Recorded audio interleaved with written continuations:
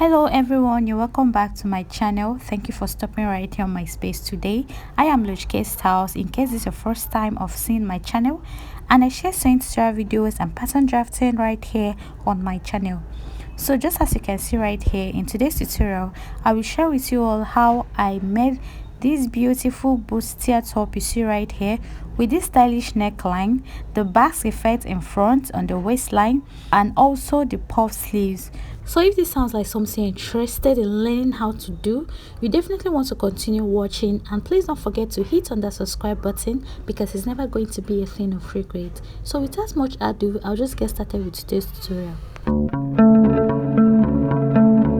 So basically this is the second part of this tutorial, which is the joining part of all of this drafted piece. So the link to the first part of this tutorial, which is the drafting part, will be in the comment section. So I'd advise you to please go and watch out the first part of this tutorial, which is the drafting part, so you understand every process and step I'll be taking right here in the second part of this tutorial, which is the sewing or the joining part of this tutorial.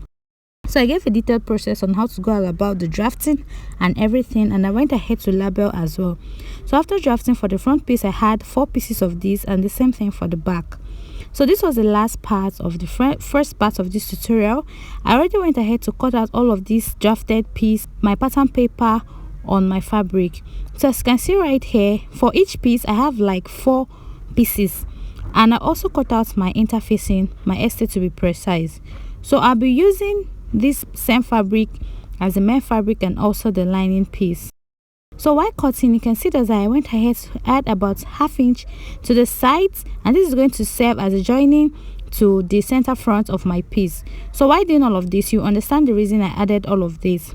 And for the center back, you can see that this part I added my allowance of ½ inch, and for the center front I went ahead to also add ½ inch at the front and at the sides, and also at the top part.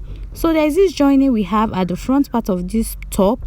That is the reason why I went ahead to slash this into 2, and that's why I'm still advising that you please go on ahead to watch the first part of this tutorial to understand everything I'll be doing right here. So I went ahead to iron my interfacing to this fabric, and you can see what I have right here. So the next thing I'll do is to join all of these by making sure that I bring this right sides facing each other for the center front first. I'm going to place them like this and make sure that they align. I'm going to pin this, and after pinning I'll mark ½ inch, and I will sew exactly on the ½ inch all the way from the top of this my top to the base. So watch carefully, you definitely understand everything I'm doing right here. So for this particular fabric I'm working with, which is stretchy, I already made mention of that in the first part of this tutorial. By the time you iron your interfacing or estate to a stretchy fabric, it stops stretching. So this is for you to have an idea about that. So I'll go ahead now to also get the side front of my piece. I'll place it right sides facing each other with the center front of this my piece, and I'm going to also go ahead and pin as well. I'll pin this all the way to the ends of the armhole, and when I get to that point, I'm simply going to mark the ½ inch, which was the allowance I gave while I was cutting out on my fabric. So you see me right there marking ½ inch with my chalk. So this is what I'm going to do for the 2 parts and also the center. So right here, this is my back piece, and obviously you can see it doesn't have any back effects, it's straight. So I'm going to also join the 2 sides. So for the back piece, I'm not joining the 2 center because the center will have a zip attached to it. So what I'm simply going to join here is just these 2 sides. I'll repeat the same thing I did for the sides of my front piece, just like I showed you right here, and I'll go ahead and mark ½ inch all the way from the top to the base of this my top, and that will be it. So all these things I did right here, I'll be repeating the same thing on my lining piece. So for this my lining piece, I didn't iron an interfacing to this because I didn't want it to be too stable, because an interfacing helps your fabric to have stability or some strength. So I only ironed it to one part of my fabric, which is this particular one I'll be using as my main fabric. So guys, after joining, you can see what I have right here. This is already coming out nice, and this is the wrong side of this my fabric, and you can see All the half inch I left for the joining, I've stitched that down.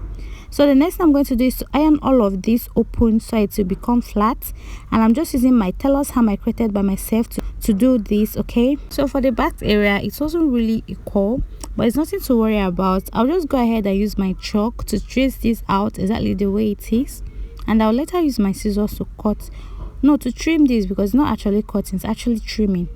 So that is just what you have to do in case you have yours unequal. So after that, you can see what we have right here. Everything aligns at this point. So for the back piece, I'm also going to iron, in fact I'm going to iron everything open, including my lining piece and also my main fabric. So I also repeated the same thing for this my lining piece, and I kept that aside. And after ironing all of this open, guys, this is what I have. So you can see how flat this is looking despite me trying to push it up. So this is what it looks like at the right side of my fabric. So I'm now going to join all of this piece, fabric to fabric and lining to lining. So I'll go ahead by placing my back piece right side facing my front piece on the armhole area, and I'll make sure it aligns. And you can see right there where my actual waist of 17 inches stops, you can see that both the front and the back piece aligns. So I'll do this for the two sides, and it aligned perfectly at the armhole and also on the waistline.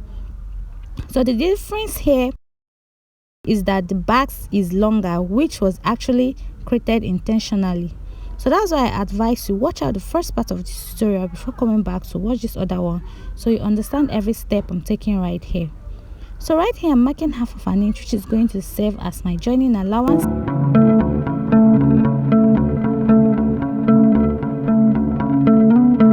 So I'll do it for the two sides and I'll join, and after doing this I'll repeat the same thing for my lining piece, guys.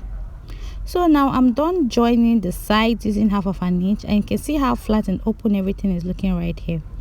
So here's for my lining piece, and I'm just going to get my lining piece and place it right side facing this my top. Okay, so I'm going to make sure that the right sides are facing each other, and I'm going to pin this all around. But firstly, I'll be pinning the center front, or the middle of my center front. I'll be pinning this together. So after that, I'll go ahead to pin the other areas on my neckline.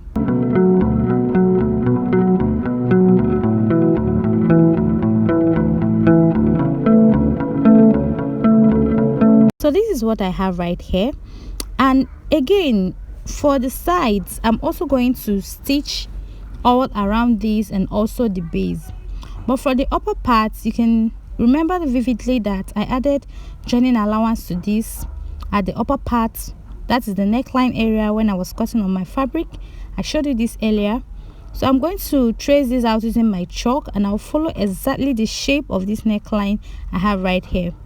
So by the time I stitch, I'll start from one side, which is the center front. I'll stitch all the way and stop exactly from the beginning of my armhole. I'm going to skip it and also begin stitching for the back part of my dress. So I'm not going to stitch the armhole area, the two armhole. I'm not going to stitch it. I'll stitch down the neckline, the zipper, and also the base of this dress. So I'll be turning this out entirely from my armhole. That is why I'm not going to be touching the armhole area. So for the base, I'm going to just simply mark 1/2 inch, because I'll be stitching using 1/2 inch. But when it comes to the zipper area, I stitched using just 1/4 inch. Reason is because you all know that from the beginning I didn't add any stitching allowance to this, and reason is because of this fabric is stretchy. Okay, so after marking this 1/2 inch, I'll follow the shape and stitch this all around every other part, leaving only the armhole. So here now it is. I've gone ahead to do exactly what I told you, and I'll go ahead now to notch this.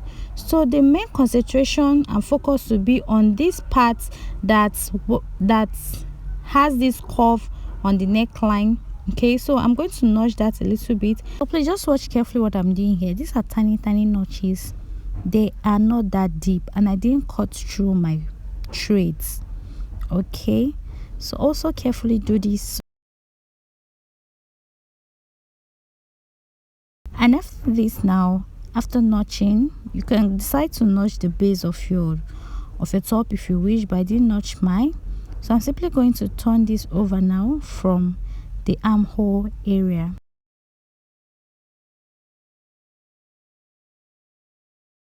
I was just showing you that the two armhole are open. I didn't stitch it. So I'm going to turn everything off from that my armhole area.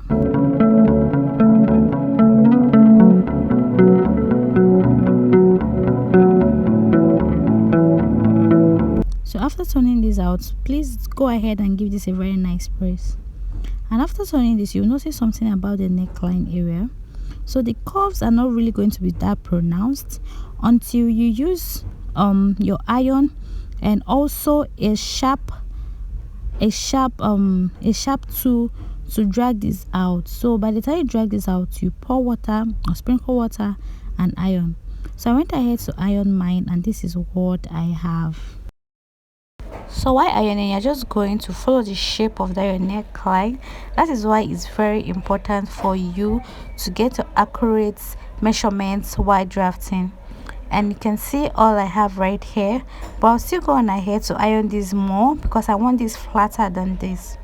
So the next I'm going to cut out for my sleeve. So for this sleeve, for the length, I have about 1 yard, and for the wideness I have about 11 inches. So I cut out 2 pieces of this fabric you see right here, and I went ahead to fold it into 2 equal halves, and I'm going to trim off the edge to give me an aligned edge. Okay,